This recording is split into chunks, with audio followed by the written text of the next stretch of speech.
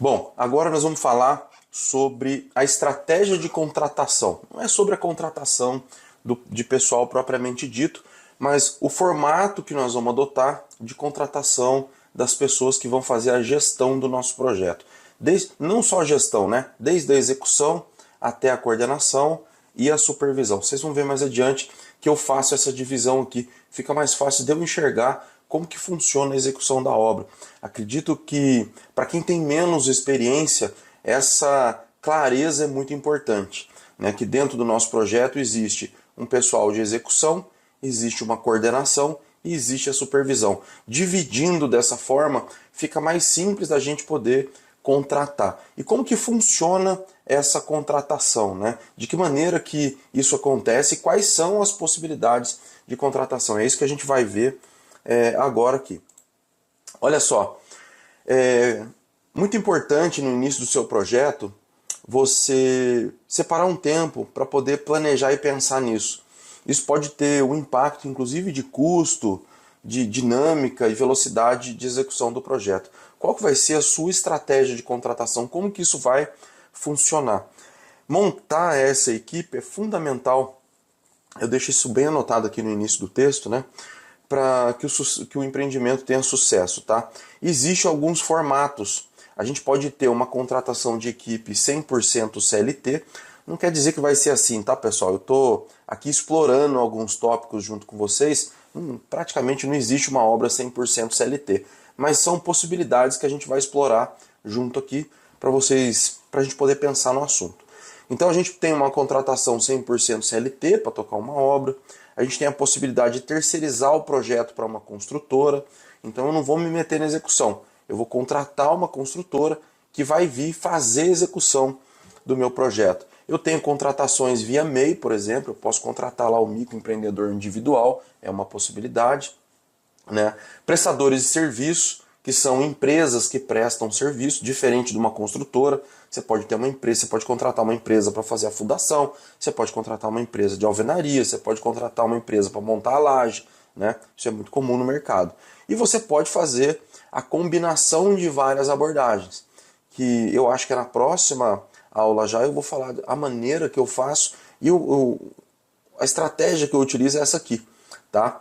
De combinar as várias abordagens. Mas nós vamos falar de cada uma delas para a gente poder explorar bem esse tema aqui, que é muito importante, tá?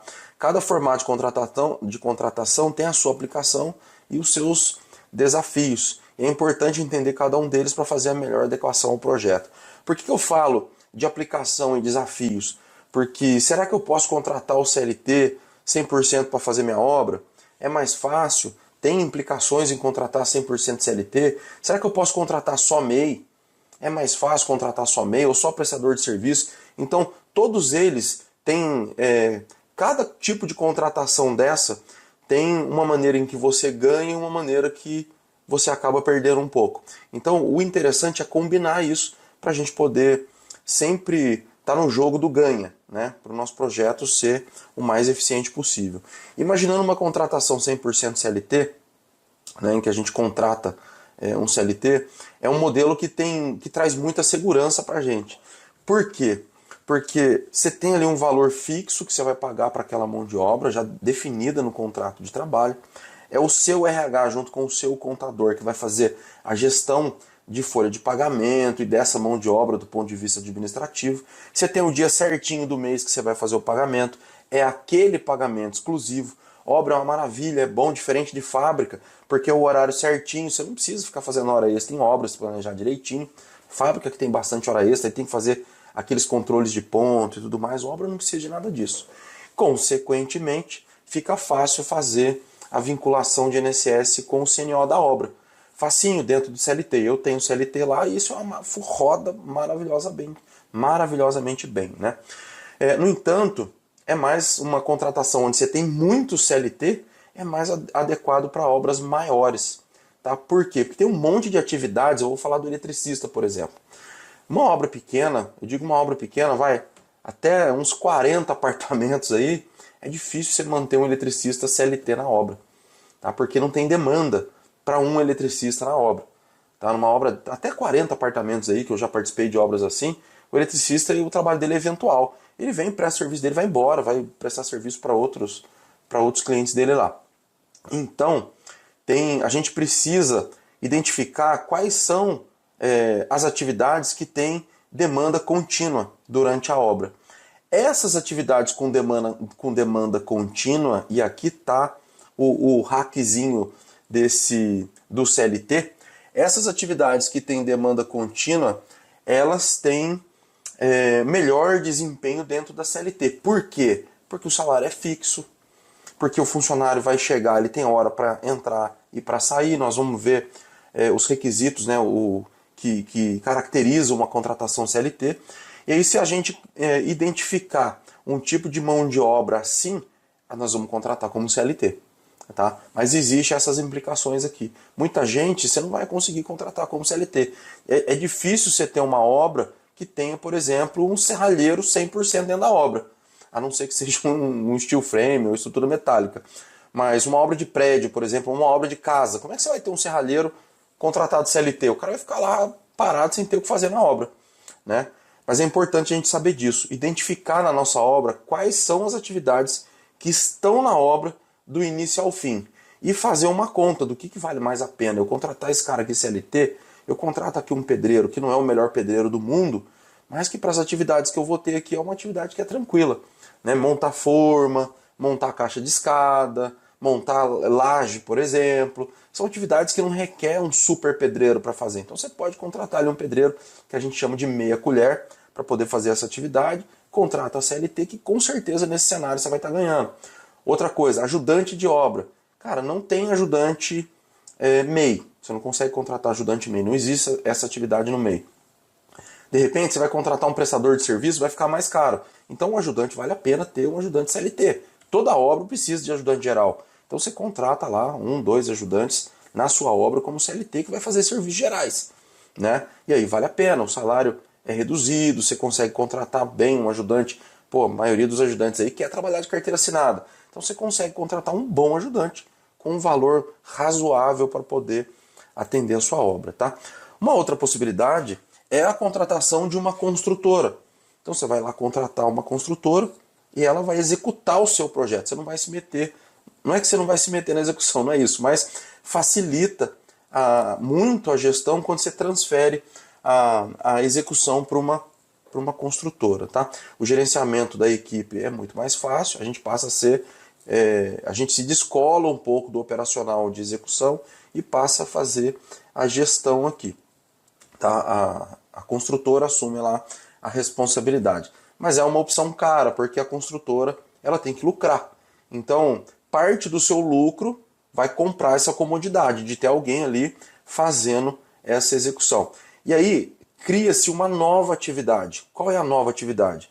Você precisa fazer gestão de contratados, que normalmente você teria que fazer lá quando você contrata uma empreiteira. Mas aqui no caso da construtora é diferente. Por quê? Como você tem pagamentos para fazer para a construtora via metragem construída, você tem que estabelecer uma estrutura em que você só faz o pagamento se a construtora apresentar as guias de recolhimentos trabalhistas dos funcionários. Tá? E verificar os contratos lá se estão todos certinhos. É um pouco diferente, é um pouco mais profissional essa estrutura. Então você ainda vai ter o seu contador, você vai ter o seu RH ali. É interessante que você tenha uma estrutura de contabilidade, RH e um profissional de engenharia legal, no mínimo. Tá? Esse profissional de engenharia legal vai ser os seus olhos na obra. É ele que vai lá acompanhar e verificar se a obra está sendo bem executada.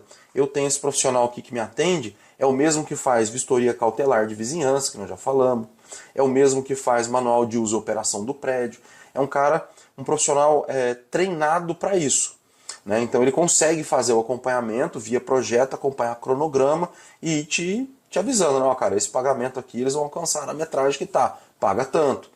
Né? Ele pode até te ajudar na verificação dos contratos, como que está acontecendo. Tem uma empresa lá que não estava prevista, prestando serviço lá. Então esse é um profissional que vai ser os seus olhos no campo. De outro lado, você tem a sua contabilidade e o RH que vai fazer essa parte de verificações. Então o RH, antes de liberar o pagamento, vai lá e vai verificar como que tá os recolhimentos e as vinculações com o CNO. tá? Então, é uma estrutura mais profissionalizada em que você faz muito mais gestão do que acompanhamento prático na obra. Só que isso tem um custo. E por isso funciona melhor em projetos maiores e especialmente em projetos que têm mais gordura. Tá? Então, você pegar, por exemplo, um prédio de alto padrão ou um condomínio de casas de alto padrão, é tranquilo de absorver uma estrutura dessa. Você fica um pouco mais descolado do projeto, trabalhando na gestão. Você tem uma pessoa de engenharia legal acompanhando a execução da obra para você. Ele vai ver tanto a questão de cronograma quanto a questão de qualidade, se está sendo executado de acordo com os projetos. Então é o cara que vai estar lá, ele vai ser os seus olhos na obra. Ele vai pegar os projetos feitos e vai conferir se aquilo está sendo feito de acordo com o projeto e de acordo com o cronograma. E vai te avisando. E aí, mediante as informações da engenharia legal e do RH, você libera o pagamento. Liberou o pagamento, aí entra a contabilidade, fazendo contabilidade no projeto. É um formato super profissional. Já participei de projetos assim, inclusive na indústria. Tá? É muito comum isso e funciona maravilhosamente bem. A questão é, a construtora leva um pedaço do lucro. A gente tem que saber disso. E tem que encaixar isso lá no nosso planejamento. Lembra? Então, se no seu plano de negócio tiver que você vai contratar uma construtora, isso tem que estar escrito lá no plano de negócio, lá atrás, tá? Para você poder desenvolver os seus custos com base nessa informação. E depois a gente tem o MEI, que é uma contratação super flexível, simples de acontecer, fácil também de fazer tanto o pagamento quanto o processamento da nota fiscal. E qual que é a diferença entre o MEI e o CLT? O MEI está no meio do caminho. Ele está entre a contratação de CLT e a contratação de um prestador de serviço, de uma empresa.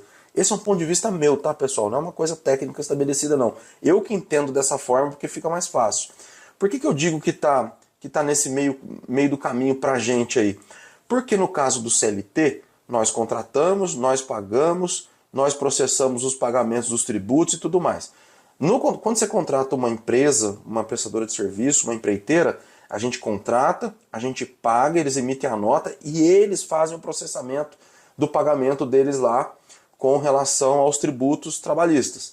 No caso do MEI é diferente. A gente contrata o MEI, ele vem, presta o serviço como um prestador de serviço, emite a nota como um prestador de serviço, só que os recolhimentos acontecem como um contratado CLT, porque somos nós que fazemos o pagamento de INSS desse prestador de serviço, na figura do MEI. Ele não tem essa responsabilidade. E é fabuloso. Né? Eu acho que é um tipo de enquadramento perfeito para o mundo que a gente tem hoje. Né? Qual que é a questão aqui? Tá? As atividades, do jeito que eu descrevi aqui, tem que ser serviços pontuais ou com demanda limitada, como elétrica, pintura. O gesso, vocês vão ver que tem uma coisa aqui, porque o gesseiro ele entra e presta serviço e vai embora, mas ele entra, durante a prestação de serviço, dependendo da obra, ele fica 2, 3 meses ali prestando serviço para depois ir embora. Então tem uma gestão de risco no meio desse caminho aqui. Tá? Mas o eletricista é perfeito. Ele vem na laje, ele faz a tubulação de conduítes na laje, emite a nota dele e vai embora, prestar serviço para outras empresas. Depois ele volta para marcar as caixinhas, e aí eu ponho o pedreiro que está fixo na obra, eu não deixo o eletricista cortar a caixinha como MEI. Porque senão ele fica muito tempo na obra e pode descaracterizar. Então ele vem, marca, orienta o pedreiro que está na obra, ou o ajudante, e esse nosso pessoal CLT que vai cortar as caixinhas. Funciona dessa forma a execução. Muitas vezes o eletricista ele vem fazer trabalho de orientação, e não que o nosso pessoal vá trabalhar com elétrica, de jeito nenhum. O pedreiro e ajudante não pode trabalhar com elétrica, mas cortar caixinha, passar conduíte na alvenaria, tranquilo, dá para o nosso pessoal fazer isso. Então o eletricista vem, orienta, marca onde vai passar, e aí o pedreiro e o ajudante fazem isso. E o nosso mestre de obra faz a coordenação desse trabalho. Nós vamos falar disso já na próxima aula aí, sobre o meu formato. Né? Uma coisa importante aqui, pessoal, é fundamental garantir que a contratação do MEI não seja uma contratação de CLT simulada. Então a gente não pode querer enganar o sistema. Você vai contratar, por exemplo, um pedreiro como MEI, o cara tem que chegar todo dia, 8 horas da manhã, sair 5 horas da tarde. A gente já vai falar dessas características na próxima aula aí. Chega 7 horas da manhã, sai 5 horas da tarde, tem 1 hora de almoço, trabalha de janeiro a dezembro, você dá uma férias pro cara no final do ano. Pô, cara, isso não é MEI, cara. Você entendeu? Está subordinado a você, recebe aquele valor certinho por trabalho. Então tem uma série de coisas que não pode ter na figura do MEI, porque senão você entra num risco muito alto de contratação. Tá? Então o MEI é uma das possibilidades aí. Depois a gente tem os prestadores de serviço, que para mim é o santo graal. Tá? O prestador de serviço é a melhor forma da gente contratar para poder executar obras. Você pode contratar empresas por etapas. Tá? É muito flexível, permite execução de atividade específica, especializada, como hidráulica, serralheria, pintura, sem a necessidade de vínculo empregatício. E o interessante é que a gente pode ir segmentando, né? A gente tem vários. Se você desenvolver uma rede de prestadores de serviço, um prestador de serviço entra, o outro sai, você tem a figura do mestre de obra ali coordenando, o pessoal de engenharia fazendo supervisão. A gente já vai falar disso já, tá? Cara, essa modalidade reduz custos, burocracia e é ideal para serviços intermitentes de curta duração, tá? Mas é essencial formalizar contratos, tá ok? E identificar lá, verificar e acompanhar a regularidade fiscal dos prestadores de serviço, principalmente no que diz respeito à vinculação com o CNO. Porque, como eu disse, na figura do CLT, nós fazemos a vinculação com o CNO. A gente paga o INSS e a gente faz a vinculação com o CNO. Na figura do MEI, esse pagamento de CNO também é na nossa mão. No prestador de serviço, é ele que tem que fazer a vinculação do CNO lá. A gente envia o CNO para ele, igual nós já vimos aqui exemplo, e ele faz lá a vinculação. Então a gente tem que monitorar isso para ver se está certinho, né? E por último, a gente tem a combinação dessas abordagens, que do meu ponto de vista é a estratégia mais eficiente. Eu acho que é o que acontece na maioria das obras por aí, tá? Então, por exemplo, a gente pode ter uma equipe de CLT que vai participar do início ao fim da obra em atividades contínuas, isso aqui é importante, marca bem esse contínuos e essenciais aqui. A gente tem prestadores de serviço como MEIs, por exemplo, que atendem demandas pontuais durante essa execução. Então a gente tem o CLT andando continuamente. O MEI ele vem prestar serviços pontuais no meio dessa linha do tempo aí, junto com os prestadores de serviço. Tá? Fazendo essa combinação, você consegue reduzir risco, tá? Mas é fundamental gerenciar os contratos de todo mundo aí para ver se não está escapando nenhuma situação de risco. Quando eu falo risco, é risco jurídico, trabalhista mesmo para a gente aí, tá? E principalmente no que diz respeito aos recolhimentos trabalhistas quando a gente faz os contratos aí com as empresas que prestam serviço para a gente, tá? E outra coisa importante para nós, pessoal, nós vimos aqui nas aulas anteriores, a vinculação com o CNO. Isso para nós é importantíssimo e pode vir a ser um custo muito alto no final da obra, pode levar uma parte significativa dos lucros, especialmente para a CNPJ, porque ele tem multa no final e o valor quase dobra, tá? Então atenção especial sobre os recolhimentos de INSS com a vinculação com o Cadastro Nacional de Obras da obra, tá ok? Então, essa aula a gente tratou sobre a estratégia, fazendo uma revisão rápida aqui.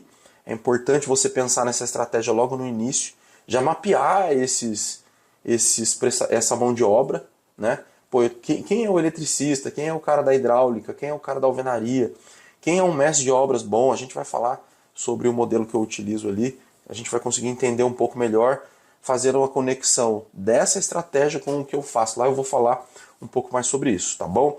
Olha só, deixa aqui as suas dúvidas, para a gente continuar produzindo conteúdo aqui nos comentários. Essa é uma coisa que eu gosto de fazer, né? Transformar os comentários em mais conteúdo.